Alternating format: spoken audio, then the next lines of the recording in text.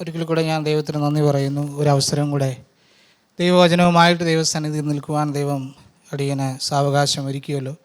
ഞാനന്ന് സംസാരിക്കാൻ പോകുന്ന വിഷയം ഫിലിപ്പിയർക്ക് എഴുതിയ ലേഖനം അതിൻ്റെ 2-ാം അധ്യായമാണ്. ഫിലിപ്പിയർക്ക് എഴുതിയ ലേഖനം 2-ാം അധ്യായം അതിൻ്റെ 1 മുതൽ 11 വരെയുള്ള വാക്യങ്ങൾ ഒരാൾക്ക് വായിച്ച് സഹായിക്കാം. ക്രിസ്തുവിൽ വല്ല പ്രബോധനവും ഉണ്ടെങ്കിൽ, സ്നേഹത്തിൻ്റെ വല്ല ആശ്വാസവും ഉണ്ടെങ്കിൽ, ആത്മാവിൻ്റെ വല്ല കൂട്ടായ്മയും ഉണ്ടെങ്കിൽ, വല്ല ആർദ്രതയും മനസ്സലിവും ഉണ്ടെങ്കിൽ, നിങ്ങൾ ഏക മനസ്സുള്ളവരായി ഏക സ്നേഹം പൂണ്ട് ഐക്യമത്യപ്പെട്ട് ഏകഭാവമുള്ളവരായി ഇങ്ങനെ എൻ്റെ സന്തോഷം പൂർണ്ണമാക്കുവീൻ. ശാഠ്യത്താലോ ദുരഭിമാനത്താലോ ഒന്നും ചെയ്യാതെ താഴ്മയോടെ ഓരോരുത്തൻ മറ്റുള്ളവനെ തന്നേക്കാൾ ശ്രേഷ്ഠനെന്ന് എണ്ണിക്കൊള്ളുവീൻ. ഓരോരുത്തൻ സ്വന്തം ഗുണമല്ല, മറ്റുള്ളവൻ്റെ ഗുണവും കൂടെ നോക്കണം. ക്രിസ്തുവേശുവിലുള്ള ഭാവം തന്നെ നിങ്ങളിലും ഉണ്ടായിരിക്കട്ടെ. അവൻ ദൈവരൂപത്തിലിരിക്കെ ദൈവത്തോടുള്ള സമത്വം മുറുകെ പിടിച്ചു കൊള്ളണമെന്ന് വിചാരിക്കാതെ ദാസരൂപമെടുത്ത് മനുഷ്യ സാദൃശ്യത്തിലായി തന്നെത്താൻ ഒഴിച്ച് വേഷത്തിൽ മനുഷ്യനായി വിളങ്ങി തന്നെത്താൻ താഴ്ത്തി ക്രൂശിലെ മരണത്തോളം തന്നെ അനുസരണമുള്ളവനായി തീർന്നു.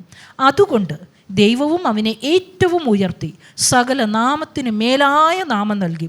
അങ്ങനെ യേശുവിൻ്റെ നാമത്തിങ്കൽ സ്വർലോകരുടെയും ഭൂലോകരുടെയും അധോലോകരുടെയും മുഴങ്കാലൊക്കെയും മടങ്ങുകയും എല്ലാ നാവും യേശുക്രിസ്തു കർത്താവെന്ന് പിതാവായ ദൈവത്തിൻ്റെ മഹത്വത്തിനായി ഏറ്റുപറയുകയും ചെയ്യേണ്ടി വരും. ആമേൻ, ആമേൻ. ഈ 2-ാമത്തെ അധ്യായം ഫിലിപ്പിയർക്ക് എഴുതിയ ഈ ലേഖനത്തിൽ പൗലോസ് പ്രത്യേകിച്ചും കർത്താവിൻ്റെ താഴ്മയെക്കുറിച്ചും അതുപോലെ തന്നെ സഭയ്ക്ക് വേണ്ടിയ ഐക്യത്തെയും കുറിച്ചാണ് പ്രധാനമായിട്ട് ഈ അധ്യായത്തിൽ സംസാരിക്കുന്നത്. ഈ ലേഖനം നമ്മൾ പഠിക്കുമ്പം പൗലോസ് മറ്റ് ഇതര ലേഖനങ്ങൾ എഴുതുമ്പോൾ ഉപയോഗിക്കുന്ന ഒരു ഭാഷയല്ല ഫിലിപ്പിയർക്ക് എഴുതിയ ലേഖനത്തിൽ സംസാരിക്കുമ്പോൾ വളരെ സ്നേഹത്തിൻ്റെ ഭാഷയാണ് ഉപയോഗിക്കുന്നത്. കൊരിന്ത്യർക്ക് എഴുതിയ ലേഖനം നമ്മൾ മുഴുവൻ പഠിച്ചു നോക്കുമ്പം അവിടുത്തെ ഒരു ഭാഷാ രീതി ഒരു റെട്ടോറിക് സ്റ്റൈലായിട്ടാണ് പൗലോസ് ഉപയോഗിച്ചിരിക്കുന്നത്. അവിടുത്തെ എല്ലാ സഭയ്ക്കകത്ത് കയറി എല്ലാ സംസ്കാരത്തെയും കൾച്ചറിനെയൊക്കെ അതിശക്തമായി വിമർശിക്കുകയും അതിനൊരു വാണിംഗ് കൊടുക്കുകയൊക്കെ ചെയ്യുന്നതായിട്ട് നമുക്ക് പല ലേഖനങ്ങളിലും പൗലോസിൻ്റെ ഭാഷ അങ്ങനെയായിരുന്നു. എന്നാൽ ഫിലിപ്പിയ ലേഖനത്തിലേക്ക് വരുമ്പോൾ വളരെ സ്നേഹത്തോടെയാണ് പൗലോസ് സംസാരിക്കുന്നത്. പ്രത്യേകിച്ചും ഈ ഫിലിപ്പിയ സഭ പൗലോസിൻ്റെ ശുശ്രൂഷയിലുടനീളം എടുത്തു നോക്കിക്കഴിഞ്ഞാൽ പലയിടത്തും പൗലോസിനെ സാമ്പത്തികമായിട്ടും എല്ലാ രീതിയിലും സഹായിച്ചൊരു സഭയാണ്. മാത്രമല്ല പൗലോസ് തന്നെ ദൈവത്താൽ സ്ഥാപിച്ച ഒരു സഭയാണ് ഫിലിപ്പിയ സഭ. ഈ ഫിലിപ്പിയ പട്ടണത്തിൽ അന്നത്തെ അവിടുത്തെ ആൾക്കാരുടെ ഏറ്റവും വലിയൊരു പ്രശ്നം എന്ന് പറഞ്ഞാൽ ഈ സിറ്റിസൺഷിപ്പിനെ വളരെയേറെ പൊക്കി പറയുന്ന ഒരു കൾച്ചർ അവർക്കുണ്ടായിരുന്നു. അത് നമുക്ക് പലയിടത്തും അത് കാണാനും സാധിക്കും. ഇവിടെ പൗലോസ് ഈ ലേഖനത്തിൽ പ്രത്യേകിച്ച് നമ്മൾ 1-2 വാക്യങ്ങളൊക്കെ വായിക്കുമ്പം ക്രിസ്തുവിൽ വല്ല പ്രബോധനവും ഉണ്ടെങ്കിൽ, സ്നേഹത്തിൻ്റെ വല്ല ആശ്വാസവും ഉണ്ടെങ്കിൽ, ആത്മാവിൻ്റെ വല്ല കൂട്ടായ്മയും ഉണ്ടെങ്കിൽ, വല്ല ആർദ്രതയും മനസ്സിലും ഉണ്ടെങ്കിൽ നിങ്ങളേക മനസ്സുള്ളവരായി. ഈ ഉണ്ടെങ്കിൽ എന്ന് പറയുമ്പം ഒരു കാര്യം ഓർത്തോണം, ആ സഭയ്ക്ക് എന്തോ പൗലോസ് വാൺ ചെയ്യുന്നുണ്ട്. കാര്യം ശരിയാണ്, പൗലോസ് അവരെ പലയിടത്തും അപ്രീഷിയേറ്റ് ചെയ്യുന്നുണ്ട്, അവരുടെ ആത്മീയ നിലവാരത്തെയും അവരെ എങ്ങനെയാണ് കർത്താവ് ഉപയോഗിച്ചതെന്നും ഒക്കെ പൗലോസ് പലയിടത്തും പറയുന്നുണ്ടെങ്കിലും ആ സഭ ഏറ്റവും കൂടുതൽ അനുഭവിച്ച ഒരു ത്രെട്ട് എന്ന് പറയുന്നത്, അല്ലെങ്കിൽ ഒരു വെല്ലുവിളി എന്ന് പറയുന്നത് അവിടെ ഉണ്ടായിരുന്ന ഒരു സെൽഫിഷ്നെസ് കൾച്ചറായിരുന്നു. ഒരു സെൽഫിഷായിട്ടുള്ള ഒരു കൾച്ചറ് ആ സഭയിൽ നല്ല രീതിയിൽ വ്യാപിച്ചിരുന്നു. എവിടെയാണ് പൗലോസ് ഏറ്റവും കൂടുതലും സ്നേഹത്തിൻ്റെ ഭാഷയിൽ അപ്രീഷിയേറ്റ് ചെയ്ത് പ്രോത്സാഹിപ്പിച്ച ഒരു സഭയോടാണ് പൗലോസ് പറയുന്നത്, നിങ്ങളിൽ എന്തുണ്ട്, ഒരു സെൽഫിഷ്നെസ്സിൻ്റെ ഒരു ത്രെട്ട് പൗലോസ് കാണുന്നുണ്ട്. അത് ഉടനീളം നമുക്ക് ഈ ലേഖനത്തിൽ കാണാൻ കഴിയും. ഈ സഭ വളരെ മെച്ചുറായിട്ടുള്ളൊരു സഭയായിരുന്നു. അത് കർത്താവിൻ്റെ വേലയിലായിരുന്നാലും കൃപാവരങ്ങളിലായിരുന്നാലും എല്ലാ മേഖലയിലും ഫിലിപ്പിയ സഭ വളരെയേറെ പക്വതയുള്ള സഭയായിരുന്നു. പക്ഷേ അവരേറ്റവും കൂടുതലും പിന്നോട്ട് പോയത് ഒരു സ്വയത്തെ ഉയർത്തുന്ന ഒരു തരം ഒരു സംസ്കാരം ആ സഭയിൽ വന്നുപോയി. എല്ലാവരെയും പൗലോസ് ഉൾപ്പെടുത്തുന്നില്ല, പക്ഷെ ചിലർ ആ സെൽഫിഷ്നെസ്സിൽ ജീവിക്കുന്നത് കൊണ്ടാണ് പൗലോസ് അതിനെ എടുത്തു പറയുന്നത്. ഞാൻ പറഞ്ഞു, പൗലോസാണ് ഈ സഭയെ സ്ഥാപിച്ചത്, അപ്പം ദൈവത്താൽ സ്ഥാപിച്ചത്. പൗലോസിനെ സംബന്ധിച്ച് ഒരു മുതിർന്ന ദേവദാസൻ്റെ എല്ലാ പക്വതയിലാണ് പൗലോസ് അവരെ ഉപദേശിക്കുന്നത്. താൻ ആഗ്രഹിക്കുന്ന ഒരു നിലവാരമുണ്ട് സഭയെക്കുറിച്ച്. പൗലോസ് ആ സഭയിൽ കാണാൻ ആഗ്രഹിച്ച ഒരു നിലവാരം ഉണ്ടായിരുന്നു. അതെ, നമുക്ക് 2-ാമത്തെ വാക്യത്തിൽ കാണാം, നിങ്ങൾ ഏക മനസ്സുള്ളവരായി ഏക സ്നേഹം പൂണ്ട് ഐക്യമെത്തിയപ്പെട്ട് ഏകഭാവമുള്ളവരായി ഇങ്ങനെ എൻ്റെ സന്തോഷം പൂർണ്ണമാക്കുവിൻ. ഇങ്ങനെ എൻ്റെ സന്തോഷം പൂർണ്ണമാക്കുവിൻ. കാരണം പൗലോസിന് ആ സഭയെക്കുറിച്ച് ഒരു വ്യക്തിപരമായ ഒരു ഭാരമുണ്ട്. മറ്റൊരു കാര്യം, ഈ പൗലോസ് തന്നെ ഇത് ഒരു പ്രസന്റ് ലെറ്റർ എന്നാണ് പറയുന്നത്, അല്ലെങ്കിൽ താൻ തടവറയിൽ കിടക്കുമ്പോഴാണ് ഈ ലേഖനം എഴുതുന്നത്. പക്ഷേ ഇതിൽ ഏറ്റവും കൂടുതൽ എഴുതിയിരിക്കുന്നത് സന്തോഷത്തെക്കുറിച്ചാണ്, അല്ലെങ്കിൽ റിജോയ്സിനെ കുറിച്ചാണ്. തടവറയിൽ കിടക്കുമ്പോഴും ഒരു ദൈവപൈതലിന് എങ്ങനെ ഒരു മനുഷ്യൻ എങ്ങനെ ആനന്ദത്തെക്കുറിച്ച് പറയാൻ പറ്റും, അല്ലെങ്കിൽ ഉല്ലാസത്തെക്കുറിച്ച് പറയാൻ പറ്റും? ഒന്ന് ആലോചിച്ച് നോക്കിയേ. ഇപ്പം നമ്മൾ എന്തെങ്കിലും ഒരു കാരണം പോട്ടെ, നമ്മൾ സുവിശേഷത്തിൻ്റെ പേരിൽ ഇപ്പോൾ പൂജപ്പുര ജയിലിൽ ഇട്ടെന്നിരിക്കട്ടെ, എങ്ങനെയായിരിക്കും നമ്മുടെ മനോഭാവം? നമുക്കവിടെ സന്തോഷത്തോടെ ആയിരിക്കാൻ പറ്റുമോ? ജയിലെന്ന് കേൾക്കുമ്പോഴേ നമുക്ക് പേടിയാണ്. ജയിലിൽ പോട്ടെ, ജയിൽ ചപ്പാത്തി എന്ന് കേട്ടാൽ പോലും പേടിയാണ് ആളുകൾ. അപ്പോഴാണ് ജയിൽ. പൗലോസ് അവിടെ നിന്നുകൊണ്ടാണ് വിശ്വാസികളോട് ആഹ്വാനം ചെയ്യുന്നത്, നിങ്ങൾ സന്തോഷിപ്പിൻ. എന്തിൽ സന്തോഷിപ്പിൻ? കർത്താവിൽ സന്തോഷിപ്പിൻ. കാരണം പൗലോസിൻ്റെ സന്തോഷത്തിൻ്റെ ഉറവിടം എന്ന് പറയുന്നത് തൻ്റെ സാഹചര്യങ്ങളല്ല, തൻ്റെ സന്ദർഭങ്ങളല്ല. തൻ്റെ സന്തോഷത്തിൻ്റെ ഉറവിടം എന്ന് പറയുന്നത് ഇത് ക്രിസ്തുവിലാണ്. ആമേൻ. പലപ്പോഴും നാം പല കഷ്ടതയിലൂടെയും പോകുമ്പോൾ ഇപ്പം ഉദാഹരണത്തിന് ഒരു രോഗം വന്നു കഴിഞ്ഞാൽ ഒരുപാട് നമ്മൾ ഡൗൺ ആവും. ഒരു വേദനിപ്പിക്കുന്ന ഒരു കാര്യം വന്നു കഴിഞ്ഞാൽ നമ്മെ അത് ഒരുപാട് അങ്ങ് താഴ്ത്തും, നമ്മൾ ഡിപ്രസ് ആവും, ടെൻസ്ഡ് ആവും. കാരണം നമ്മൾ പലപ്പോഴും നമ്മുടെ സാഹചര്യങ്ങളിലാണ് നമ്മുടെ സന്തോഷത്തെ ഉറപ്പിക്കുന്നത്. പക്ഷെ പൗലോസിന് അങ്ങനെയല്ലായിരുന്നു. തടവറയിൽ കിടക്കുമ്പോഴും താൻ സന്തോഷിച്ചിരുന്നു. നമ്മുടെ സന്തോഷത്തിൻ്റെ ഉറവിടം ക്രിസ്തുവിലാണെങ്കിൽ ഏത് സാഹചര്യത്തിലും നമുക്ക് സന്തോഷിക്കാൻ കഴിയും. അത് രോഗമായിരുന്നാലും, അത് കടഭാരമായിരുന്നാലും, അത് പ്രയാസമായിരുന്നാലും, എന്ത് തരത്തിലുള്ള പ്രയാസം വന്നു കഴിഞ്ഞാലും എൻ്റെയും നിങ്ങളുടെയും സന്തോഷത്തിൻ്റെ ഉറവിടം അത് ക്രിസ്തുവിലാണ് അടിസ്ഥാനപ്പെടുത്തിയിരിക്കുന്നെങ്കിൽ സാഹചര്യങ്ങൾ നമുക്കൊരു വിഷയമല്ല, സന്ദർഭങ്ങൾ നമുക്കൊരു വിഷയമല്ല. ഏത് സമയത്തും കർത്താവിനെ ഉയർത്തുവാൻ കഴിയും. ഏത് സമയത്തും മറ്റിതര സഹവിശ്വാസികളെ നമുക്ക് വിശ്വാസത്തിൽ വളർത്തുവാൻ കഴിയും. പക്ഷേ എൻ്റെയും നിങ്ങളുടെ സന്തോഷത്തിൻ്റെ ഉറവിടം അതൊരു ഇമോഷണൽ ഫീലിംഗ് ആണ്. അത് കേവലം എനിക്ക് ആ സന്ദർഭങ്ങളിൽ നിന്നും സാഹചര്യങ്ങളിൽ നിന്നും കിട്ടുന്ന ഒരു ഹാപ്പിനെസ് ആണെങ്കിൽ എനിക്ക് എൻ്റെ വളരെ വേദനാവസ്ഥയിൽ മറ്റുള്ളവരെ എൻകറേജ് ചെയ്യാനോ അല്ലെങ്കിൽ മറ്റുള്ളവരെ വിശ്വാസത്തിൽ വളർത്തുവാനേ കഴിയത്തില്ല. പൗലോസിൻ്റെ സന്തോഷത്തിൻ്റെ ഉറവിടം ക്രിസ്തുവായിരുന്നു. പൗലോസ് ആഗ്രഹിക്കുന്ന ഒരു കാര്യമുണ്ട്, ഫിലിപ്പിയ സഭയിൽ എന്തുണ്ടായിരിക്കണം? ഏക മനസ്സുള്ളവരുണ്ടായിരിക്കണം, ഏക സ്നേഹം പൂണ്ട് ഐക്യമെത്തിയപ്പെട്ട് ഏകഭാവം. പൗലോസ് ആവർത്തിച്ച് പറയുന്നൊരു കാര്യമാണ്, ഏകഭാവം, ഏക മനസ്സ്, അല്ലേ? ഏകഭാവമുള്ളവരായി ഇങ്ങനെ എൻ്റെ സന്തോഷം പൂർണ്ണമാക്കുക. നമ്മൾ ഈ ലോകപരമായിട്ട് ചിന്തിച്ചു കഴിഞ്ഞാൽ, സാധാരണ ഒരു കോമൺ സെൻസ് ഉപയോഗിച്ച് കഴിഞ്ഞാൽ, ഈ ഏകഭാവം അല്ലെങ്കിൽ ഏക സ്നേഹം അല്ലെങ്കിൽ ഏക മനസ്സെന്ന് പറയുന്നത് പ്രാക്ടിക്കലാണോ? അല്ല. ഞാൻ പറയുന്നത് ലോകപരമായി ചിന്തിച്ചു കഴിഞ്ഞാൽ. കാരണം ഇപ്പോൾ ഒരു കുടുംബത്തിൽ പോലും നമ്മളിപ്പോൾ ഒരു 5 പേരുണ്ടെന്ന് ഇരിക്കട്ടെ, 5 ഇനങ്ങളായിരിക്കും. പലരും പല വ്യത്യസ്ത സ്വഭാവങ്ങളായിരിക്കും. ഇപ്പോൾ സഹോദരങ്ങൾ തമ്മിൽ തന്നെ ഒരു വീട്ടിലാണെങ്കിൽ പോലും വ്യത്യസ്ത സ്വഭാവക്കാരാണ്, വ്യത്യസ്ത രീതിയിലാണ് അവർ പെരുമാറുന്നത്. അപ്പം അതുകൊണ്ട് ഏക മനസ്സ്, എല്ലാവരും ഒന്ന് ലളിതമായി പറഞ്ഞാൽ എല്ലാവരെയും ഒരു ബെഞ്ചിൽ പിടിച്ചിരുത്തണമെന്നാണ് പൗലോസ് ആഗ്രഹിക്കുന്നത്. എന്ത്? ഏക മനസ്സ്, ഏകഭാവം, ഏക സ്നേഹം. പൗലോസ് ആഗ്രഹിക്കുന്നതാണ്. മുന്നോട്ട് വായിക്കുമ്പം ഒരു വാണിംഗും കൂടെ അവിടെ പൗലോസ് കൊടുക്കുന്നുണ്ട്. ശാഠ്യത്താലോ ദുരഭിമാനത്താലോ ഒന്നും ചെയ്യാതെ താഴ്മയോടെ ഓരോരുത്തൻ മറ്റുള്ളവനെ തന്നേക്കാൾ ശ്രേഷ്ഠനെന്നെണ്ണണം. ഞാൻ പറഞ്ഞു, പൗലോസ് അവിടെ ഒരു യൂണിറ്റി ആഗ്രഹിക്കുന്നുണ്ട്. പക്ഷെ പൗലോസ് ഒരു വണ്ണസിലേക്കാണ് കൊണ്ടുപോകുന്നത്. നമ്മൾ പലപ്പോഴും യൂണിറ്റി എന്ന് പറയുമ്പം, അല്ലെങ്കിൽ യൂണിറ്റി എന്ന് കേൾക്കുമ്പോൾ തന്നെ നമുക്ക് എന്താണ് ഒരു ഐക്യം ഉണ്ടാക്കിയെടുക്കുന്നത് നമ്മൾ എങ്ങനെയാണ് സാധാരണയായി. ഇപ്പം ഉദാഹരണത്തിന് ഇപ്പം കൊയർ ടീമാണെങ്കിൽ എല്ലാവരും ഒരേ തരത്തിലുള്ള വസ്ത്രമാണ് ഇടുന്നത്, നല്ല കാര്യമാണ്. പക്ഷെ അതെന്താണ് കാണിക്കുന്നത്? ഒരു ഐക്യത. പുറത്തുനിന്ന് വരുന്നവർക്ക് കാഴ്ചയ്ക്ക് നല്ലൊരു ഭംഗിയാണ് അല്ലേ, ഒരു ഐക്യതയാണ് അവിടെ കാണിക്കുന്നത്. അല്ലെങ്കിൽ ഇപ്പോൾ ഒരു വിവാഹ ഭവനത്തിൽ അല്ലെങ്കിൽ ഒരു വിവാഹം നടക്കുമ്പം എല്ലാ ബന്ധുമിത്രാദികളും ഒരേ തരത്തിലുള്ള ഡ്രസ്സ് ഇടും, അല്ലെങ്കിൽ ഒരേ തരത്തിലുള്ള വസ്ത്രങ്ങളിടും ഇല്ലേ. കാണിക്കുന്നത് എന്താണ്? അവരെല്ലാം ഒരേ കുടുംബത്തിൽപ്പെട്ടവരാണ്. പക്ഷെ അങ്ങനെ ഒരുങ്ങി കഷ്ടപ്പെട്ട് പോകുമ്പോഴായിരിക്കും കാറ്ററിംഗുകാർ അതുപോലത്തെ ഡ്രസ്സ് ഇട്ടുകൊണ്ട് വരുന്നത്.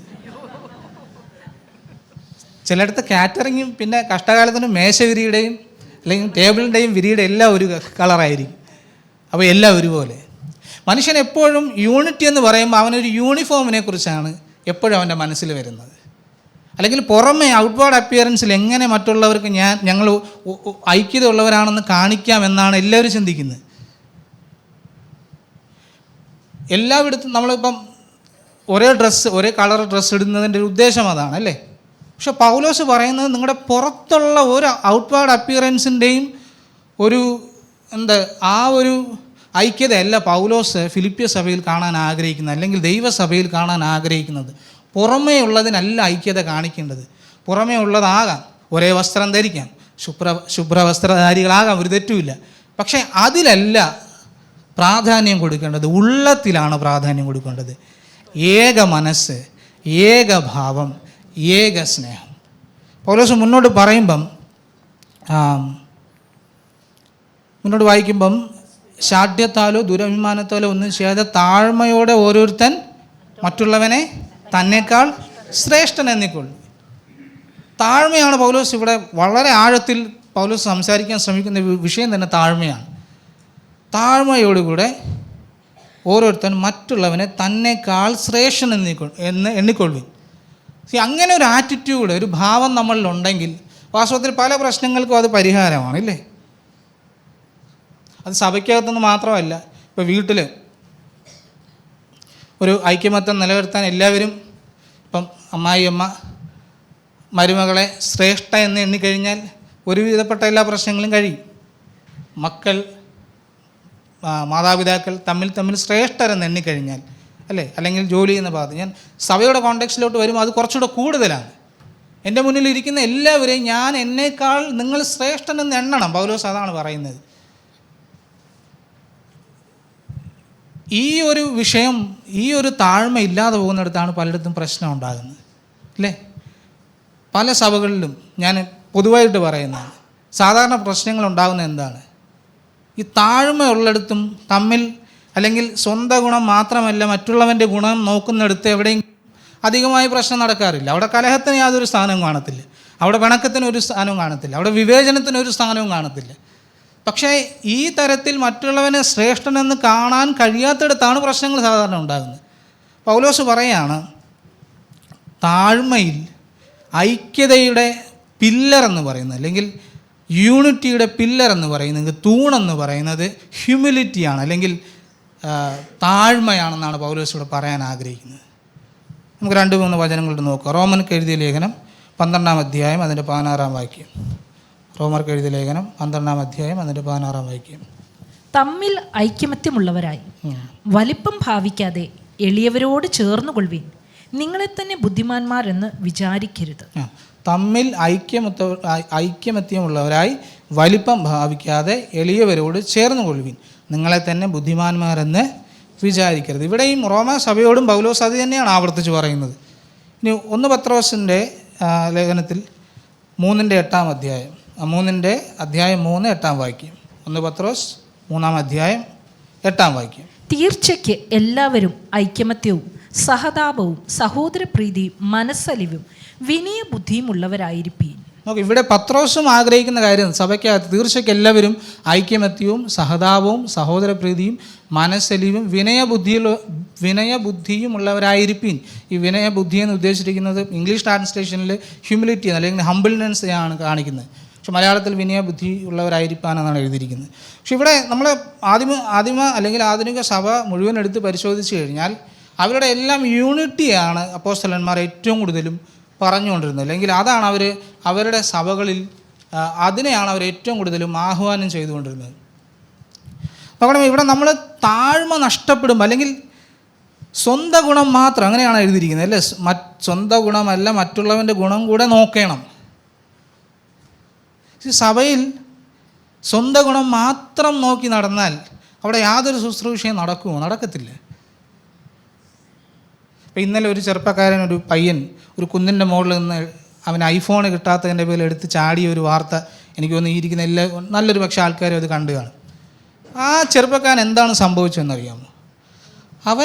അവൻ്റെ ഐഫോൺ കിട്ടിയാൽ മതി. ആ വാർത്ത ശരിയാണെങ്കിൽ ഞാൻ അങ്ങനെയാണ് കേട്ടത്, ഐഫോൺ കിട്ടാത്തതിനാണ് താൻ അവിടെ ചാടാൻ ശ്രമിച്ചതെന്നാണ് ഞാൻ അറിഞ്ഞത്. അങ്ങനെയെങ്കിൽ അവനെ ബാധിച്ചിരുന്നൊരു വിഷയം, അവനുള്ളത് കിട്ടിയാൽ മതി, എനിക്ക് എൻ്റെ ഐഫോൺ കിട്ടിയാൽ മതി, അപ്പനും അമ്മയൊന്നും എൻ്റെ വിഷയമല്ല. പക്ഷേ നിർഭാഗ്യവശാൽ ആ കുടുംബം മുഴുവൻ നശിക്കുകയുണ്ടായി. അവൻ്റെ ഗുണം മാത്രം നോക്കിയത് കൊണ്ടാണ്.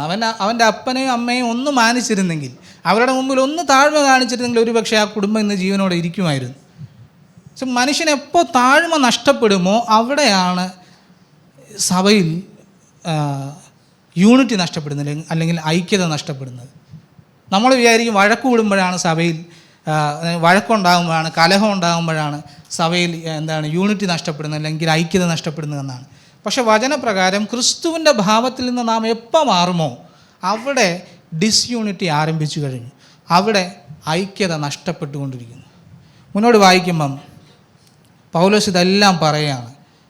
എന്നിട്ട് പൗലോസ് പറയുന്നൊരു കാര്യം 5-ാം വാക്യത്തിൽ, ക്രിസ്തേശുവിലുള്ള ഭാവം തന്നെ നിങ്ങളിലും ഉണ്ടായിരിക്കുമാറാകട്ടെ, അല്ലെങ്കിൽ ക്രിസ്തേശുവിലുള്ള ഭാവം തന്നെ നിങ്ങളിലും ഉണ്ടായിരിക്കട്ടെ. ഈ 1 മുതൽ 4 വരെയുള്ള വാക്യങ്ങൾ പൗലോസ് ഒരു എത്തിക്കൽ റൂൾസ് അല്ലെങ്കിൽ കുറേ ധാർമ്മികമായിട്ടുള്ള കാര്യങ്ങൾ പറയുകയാണ്. നിങ്ങൾ ഏകഭാവമുള്ളവരായിരിക്കണം, ഏക മനസ്സുള്ളവരായിരിക്കണം, ഏക സ്നേഹമുള്ളവരായിരിക്കണം, താഴ്മയുള്ളവരായിരിക്കണം, മറ്റുള്ളവനെ തന്നേക്കാൾ ശ്രേഷ്ഠൻ എന്നെണ്ണം, സ്വന്തം ഗുണം മാത്രം നോക്കരുത് എന്നെല്ലാം പൗലോസ് പറഞ്ഞിട്ട് ഈ 5-ാം വാക്യത്തിൽ നിന്ന് മുന്നോട്ട് മാറുമ്പം ഈ അധ്യായത്തിൻ്റെ രീതി മാറുകയാണ്. പിന്നെ അവിടെ പൗലോസ് സംസാരിക്കുന്ന വിഷയങ്ങൾ അതിഗൗരവമായിട്ടുള്ള, അല്ലെങ്കിൽ പുതിയ നിയമത്തിൽ ഏറ്റവും കൂടുതലും ദൈവശാസ്ത്രപരമായിട്ടുള്ള കാര്യങ്ങൾ അടങ്ങിയിരിക്കുന്ന ഒരു ഭാഗമാണിത്. പൗലോസ് പറയുകയാണ്, പൗലോസ് ഒരു മുതിർന്ന ദൈവാസനം എന്നുള്ള രീതിയിൽ താൻ പറയുകയാണ്, എൻ്റെ ആഗ്രഹം ഏകഭാവം ഉണ്ടായിരിക്കണം, ഏക മനസ്സുണ്ടായിരിക്കണം, നിങ്ങളെല്ലാം ഒരുപോലെ ആയിരിക്കണം. പക്ഷേ പൗലോസ് പറയുന്നൊരു കാര്യമുണ്ട്, പൗലോസ് ഈ മാർഗരേഖ എല്ലാം വെച്ചു, നിങ്ങളെല്ലാം ഏകത്വത്തിലായിരിക്കണം. പക്ഷേ പൗലോസ് 5-ാം വാക്യത്തൊട്ട് പറയുകയാണ്, ഇതല്ല മാർഗം.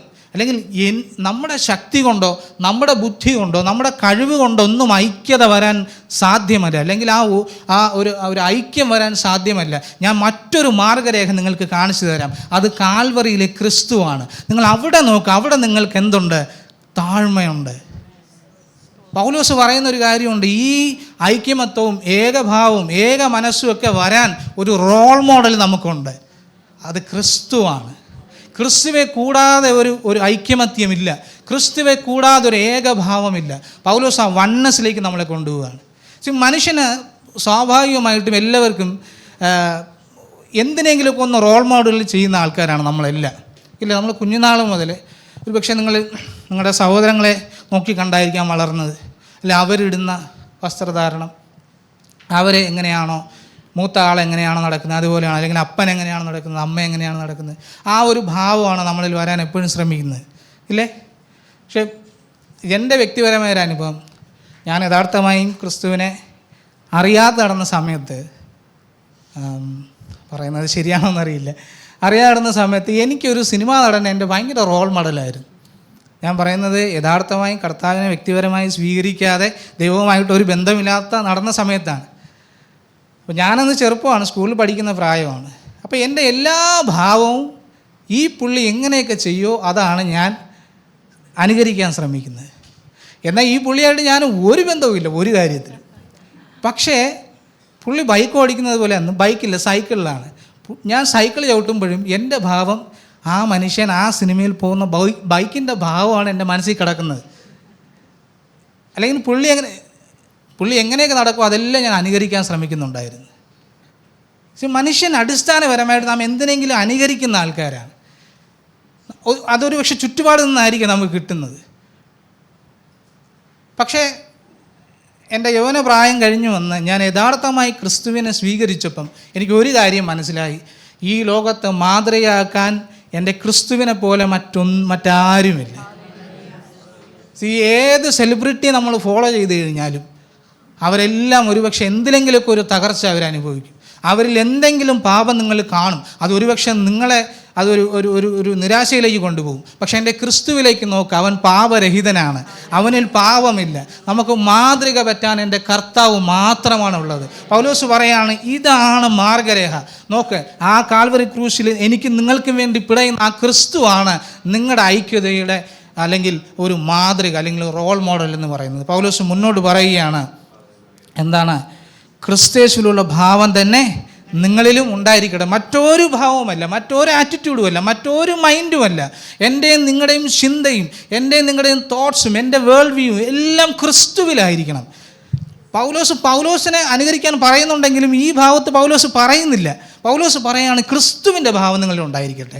ക്രിസ്തു എങ്ങനെയാണോ പെരുമാറിയത്, ക്രിസ്തു എങ്ങനെയാണോ മറ്റുള്ളവരോട് സംസാരിച്ചത്, ക്രിസ്തുവിൻ്റെ ശുശ്രൂഷ എങ്ങനെയായിരുന്നു, അത് നിങ്ങളിൽ ഉണ്ടായിരിക്കട്ടെ. ക്രിസ്തുവിൻ്റെ ഭാവം നിങ്ങളിൽ ഉണ്ടായിരിക്കട്ടെ. Praise the Lord. മുന്നോട്ട് വായിക്കുമ്പം ഈ 5-ാമത്തെ വാക്യം തുടങ്ങി 6-ാമത്തെ വാക്യം മുതൽ 11 വരെയുള്ള വാക്യങ്ങൾ ക്രിസ്തുവിൻ്റെ ജഡ അവതാരത്തെക്കുറിച്ചാണ് സംസാരിക്കുന്നത്. വളരെ ആഴത്തിലുള്ള ഒരു വേദഭാഗമാണ് നമ്മളിനി കാണാൻ ശ്രമിക്കുന്നത്.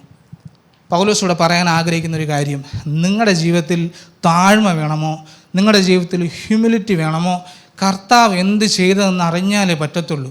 ആ കർത്താവിൻ്റെ ജീവിതത്തിൽ നിന്നും പഠിച്ചാൽ മാത്രമേ യഥാർത്ഥ താഴ്മ, യഥാർത്ഥ ഹ്യൂമാനിറ്റി എന്തെന്ന് മനസ്സിലാക്കുവാൻ കഴിയത്തുള്ളൂ.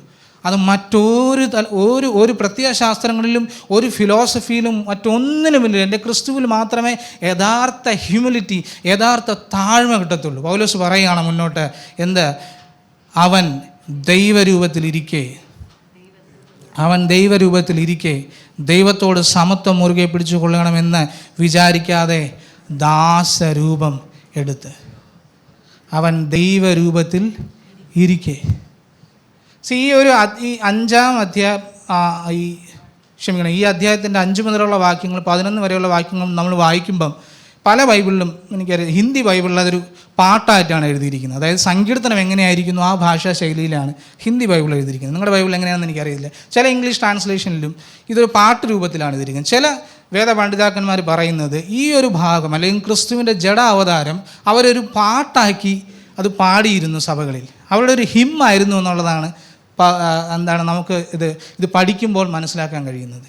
പക്ഷെ അവരുടെ പാട്ടുകളിൽ പോലും കർത്താവിൻ്റെ മഹത്വത്തെക്കുറിച്ച് നോക്കണം. ഈ വചനങ്ങൾ ആദിമ സഭ മാതൃക കാണിച്ചത് വേണം നമ്മുടെ ജീവിതത്തിലും നാം മാതൃക കാണിക്കാൻ. നാം പാട്ട് പാടുന്നു, ആരാധിക്കുന്നു, ഒക്കെ നല്ല കാര്യം. പക്ഷേ നാം പാടുന്ന പാട്ടിൽ ക്രിസ്തു ഉണ്ടോ എന്നുള്ളൊരു ചോദ്യം ആവർത്തിച്ച് നമ്മുടെ ഉള്ളിൽ ചോദിക്കണം. ഇവിടെ നോക്കണം, പൗലോസ് പറയുകയാണ്, അവൻ ദൈവരൂപത്തിലിരിക്കെ.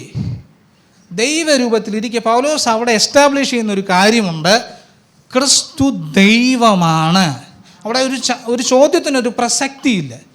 ദൈവമക്കളെ, ഇന്ന് ഒരുപാട് ദുരുപദേശങ്ങൾ കടന്ന് കൂടിക്കൊണ്ടിരിക്കുകയാണ് നമ്മുടെ പെന്തക്കോസ്റ്റൽ ചർച്ചിലൊക്കെ. ഒത്തിരി ദുരുപദേശങ്ങൾ 3-ാം നൂറ്റാണ്ടിലും 4-ാം നൂറ്റാണ്ടിലും ഏരിയനിസമൊക്കെ പഠിപ്പിച്ചതുപോലെ, അതായത് പിതാവാം ദൈവം ഉയർന്ന ദൈവം, പുത്രനാം ദൈവം താഴ്ന്ന ദൈവം, അല്ലെങ്കിൽ യേശുവിനെ ഒരു ലെസ്സർ ഗോഡായിട്ട് കാണുന്ന യഹോവ സാക്ഷികളുടെ ഒരു തരത്തിലുള്ള പഠിപ്പിക്കൽ ഇന്ന് സഭയ്ക്കകത്ത് വന്നുകൊണ്ടിരിക്കുകയാണ്. പക്ഷെ പൗലോസ് ഇവിടെ വ്യക്തമായ എവിഡൻസ് തരികയാണ്, അവൻ ദൈവരൂപത്തിൽ ഇരിക്കെ എന്ന് പറഞ്ഞാൽ അവിടെ തന്നെ പൗലോസ് ദൈവത്തിൻ്റെ യേശുക്രിസ്തുവിൻ്റെ ഡിവിനിറ്റി അഥവാ ദൈവികത അല്ലെങ്കിൽ ആ പ്രീ എക്സിസ്റ്റൻസിനെ പൗലോസ് എസ്റ്റാബ്ലിഷ് ചെയ്യുകയാണ്. ഒന്നിനും ഒരു സംശയത്തിന് അവിടെ വരുത്തണ്ട. പൗലോസ് പറയാണ്, ക്രിസ്തു ദൈവമാണ്, ക്രിസ്തു സർവശക്തനായ ദൈവമാണ്, അവൻ സർവജ്ഞാനിയാണ്, അവൻ സൃഷ്ടിതാവായ ദൈവമാണ്. അവൻ ത്രിയേകത്തിൽ പിതാവാം ദൈവം എങ്ങനെ ദൈവത്വത്തിൽ ഇരിക്കുന്നുവോ അതിന് സമനാണ് ക്രിസ്തു. അല്പം പോലും കുറഞ്ഞോ കൂടിയോ ഇരിക്കുന്നില്ല. ഞാൻ എന്തിനിത് ആവർത്തിച്ച് പറയുന്നു പറഞ്ഞാൽ, ഇന്ന് അനേകം സഭകളിൽ നാം അറിയുന്നില്ല ഒത്തിരി ദുരുപദേശങ്ങൾ. യേശു ദൈവമാണോ ദൈവമല്ലേ, യേശുവിന് ശക്തി കുറവായിരുന്നു എന്നുള്ള ചോദ്യങ്ങളും ദുരുപദേശങ്ങളൊക്കെ സഭയിൽ വല്ലാതെ കയറിക്കൊണ്ടിരിക്കുകയാണ്. ദൈവമക്കളെ, ഇവിടെ ദൈവവചനം ഉറപ്പിച്ചിരിക്കുകയാണ്. പൗലോസ് പറയണം, അവൻ ദൈവരൂപത്തിൽ ഇരിക്കെ എന്ത് ചെയ്തു? ദൈവത്തോട് സമത്വം മുറുകെ പിടിച്ചു കൊള്ളണമെന്ന് വിചാരിക്കാതെ ദാസരൂപമെടുത്തു. ദൈവരൂപത്തിലിരിക്കെ പിതാവാൻ ദൈവത്തോട് സമത്വം മുറുകെ പിടിച്ചു കൊള്ളണമെന്ന് വിചാരിക്കാതെ ദാസരൂപമെടുത്തു. അയ്യോ, എൻ്റെ കർത്താവ് ദാസരൂപമെടുത്തെന്ന് ഒന്ന് ആലോചിച്ച് നോക്ക്. സർവത്തെയും പടച്ച, സർവത്തെയും സൃഷ്ടിച്ച ദൈവം, സകല ഭൂമണ്ഡലത്തെയും സകലതിനെയും പടച്ച ദൈവം ഒരു ദാസരൂപമെടുത്ത് വന്ന് എന്തിന്? എനിക്കും നിങ്ങൾക്കും വേണ്ടി, ഞാനും നിങ്ങൾ നിത്യത അവകാശമാക്കി തരുവാൻ താഴ്മ കാണിച്ച എൻ്റെ കർത്താവ് എങ്ങനെ? ദാസരൂപമെടുത്ത്. പല ട്രാൻസ്ലേഷൻ പറയുന്നത് ഒരു ബോണ്ട് സർവൻ്റ് എന്നാണ്, ചിലയിടത്ത് പറയുന്നത് അതൊരു സ്ലേവ് ആയിട്ടുള്ള വാക്കാണ് ഉപയോഗിച്ചിരിക്കുന്നത്. ദൈവം എനിക്ക് നിങ്ങൾക്കും വേണ്ടി ദാസനായി മാറി. അങ്ങനെയെങ്കിൽ ഞാൻ എന്തിനെക്കുറിച്ചാണ് പ്രശംസിക്കേണ്ടത്? അല്ലെങ്കിൽ ഞാൻ എന്തിനെക്കുറിച്ചാണ് അഹങ്കരിക്കേണ്ടത്? എൻ്റെ പണത്തെക്കുറിച്ചോ, എൻ്റെ ജോലിയെക്കുറിച്ചോ, എൻ്റെ പൊസിഷനെക്കുറിച്ചോ? എൻ്റെ ദൈവം എനിക്ക് വേണ്ടി ദാസനായി വന്നെങ്കിൽ എൻ്റെയും നിങ്ങളുടെയും താഴ്മ എവിടെയാണ്? കർത്താവ് ദാസരൂപമെടുത്തു. ഒരു ദാസനെ പോലെ എനിക്ക് നിങ്ങൾക്ക് വേണ്ടി വന്നു. Praise the Lord. മുന്നോട്ട് വായിക്കുമ്പം, മനുഷ്യ സാദൃശ്യത്തിലായി തന്നെത്താൻ ഒഴിച്ച് വേഷത്തിൽ മനുഷ്യനായി വിളങ്ങി തന്നെത്താൻ താഴ്ത്തി മരണത്തോളം, ക്രൂശിലെ മരണത്തോളം തന്നെ അനുസരണമുള്ളവരായി തീർന്നു. ആമേൻ. ഇവിടെ ഈ വേദഭാഗങ്ങൾ നമ്മൾ കാണുന്ന ഒരു കാര്യം, കർത്താവ് തന്നെത്താൻ ഒഴിച്ചു, അല്ലെങ്കിൽ അതൊരു സെൽഫ് ഡിനയലിനെയാണ് കാണിക്കുന്നത്. സ്വയത്തെ ത്യജിക്കുക എന്നുള്ളതാണ് ക്രിസ്തീയ ജീവിതത്തിൻ്റെ അടിസ്ഥാന ഉപദേശം. ഞാനും നിങ്ങളും എൻ്റെ സ്വയത്തിൽ ആശ്രയിച്ചുകൊണ്ട്, ഞാൻ അതിൽ പ്രശംസിച്ചുകൊണ്ടാണ് ജീവിക്കുന്നതെങ്കിൽ ഒരിക്കലും നമ്മളൊരു ക്രിസ്ത്യാനിയാണെന്ന് പറയാൻ കഴിയത്തില്ല. ഞാൻ എപ്പോൾ എൻ്റെ സ്വയത്തെ ത്യജിക്കാൻ തയ്യാറാണോ, എപ്പോൾ ഞാൻ ക്രൂശെടുത്ത് അനുഗമിക്കുവാൻ തയ്യാറാണോ, അതാണ് ക്രിസ്തീയ ജീവിതം. ലൂക്കോസ് എഴുതിയ സുവിശേഷം അതിൻ്റെ 9:23 വായിക്കാം. ലൂക്കോസ് 9:23. പിന്നെ അവൻ എല്ലാവരോടും പറഞ്ഞത്, എന്നെ അനുഗമിപ്പാൻ ഒരുത്തൻ ഇച്ഛിച്ചാൽ അവൻ തന്നെത്താൻ നിഷേധിച്ച് നാൾതോറും തൻ്റെ ക്രൂശ് എടുത്തും കൊണ്ട് എന്നെ അനുഗമിക്കട്ടെ. ഒരുത്തൻ എന്നെ അനുഗമിപ്പാൻ ഒരുത്തൻ ഇച്ഛിച്ചാൽ അവൻ തന്നെത്താൻ നിഷേധിച്ച് നാൾതോറും തൻ്റെ ക്രൂശ് എടുത്തും കൊണ്ട് എന്നെ അനുഗമിക്കട്ടെ. നാൾതോറും തൻ്റെ ക്രൂശ് എടുത്തുകൊണ്ട് എന്നെ അനുഗമിക്കട്ടെ. തന്നെത്താൻ നിഷേധിക്കുക, തന്നെത്താൻ എനിക്കുള്ളത് നിഷേധിക്കുക എന്ന് പറഞ്ഞാൽ എൻ്റെ സ്വയമല്ല വലുത്, എൻ്റെ കഴിവല്ല വലുത്, എൻ്റെ ബുദ്ധി അല്ല വലുത്, എൻ്റെ സ്റ്റാറ്റസ് അല്ല വലുത്, എൻ്റെ ജോലിയല്ല വലുത്, എൻ്റെ കർത്താവാണ് വലുത്. എനിക്കുള്ള ഒന്നിനുമല്ല ഞാൻ പുകഴ്ച കാണേണ്ടത്, ഞാൻ നേടിയ ഒന്നിനെയുമല്ല ഞാൻ അനുഗമിക്കേണ്ടത്, എൻ്റെ ക്രിസ്തുവിനെയാണ് അനുഗമിക്കേണ്ടത്.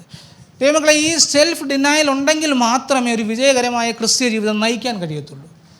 പലപ്പോഴും ഈ സ്വയത്തെ വിട്ടുകൊടുക്കാൻ നമുക്ക് കഴിയത്തില്ല. എന്നാൽ ദൈവവചനം ഇവിടെ പറയാണ്, തന്നെത്താൻ നിഷേധിച്ച് നാൾതോറും തൻ്റെ ക്രൂശ് എടുത്തും കൊണ്ട് എന്നെ അനുഗമിക്കുക. ഈ ക്രൂശ് എടുക്കാൻ തയ്യാറാണ്. മുന്നോട്ട് വായിക്കുമ്പം നാം മനസ്സിലാക്കുന്ന ഒരു കാര്യമുണ്ട്, കർത്താവ് തന്നെത്താൻ, സമയത്തിൻ്റെ പരിമിതിയിലുകൊണ്ട് ഞാൻ ഓടിച്ചു പറയുകയാണ്, കർത്താവ് തന്നെത്താൻ ഒഴിച്ചു. He emptied himself. കർത്താവ് തന്നെത്താൻ ഒഴിച്ചു. മറ്റൊരു മാതൃക എന്താണ് ഇവിടെ കർത്താവ് കാണിച്ചത്?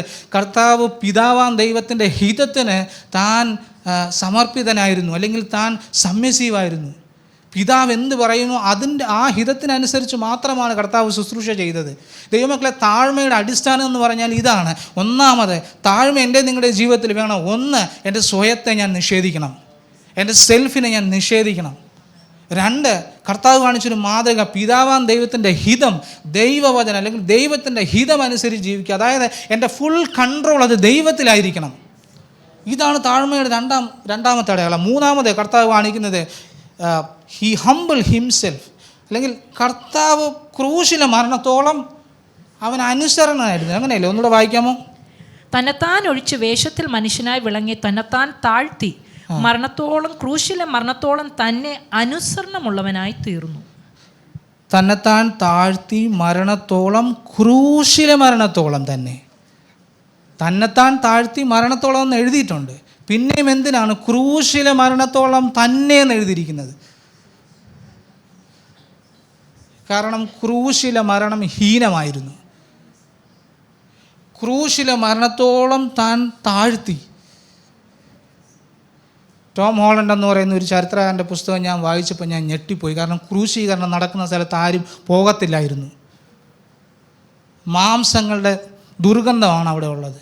കഴുകന്മാരാണ് ചുറ്റും പറക്കുന്നത്. യഹൂദന്മാർ ക്രൂശ് മരണം വാഗൊണ്ട് പറയാറില്ല. ലാറ്റിൻ ഭാഷയിൽ ക്രക്സ് എന്നാണ് ക്രോസിനെ പറയുന്നത്. ആ വാക്ക് അവർ ഉപയോഗിക്കാറില്ല. ആളുകൾ ഹീനമായി കണ്ടതിനെ കർത്താവ് എനിക്കും നിങ്ങൾക്കും വേണ്ടി തിരഞ്ഞെടുത്തു.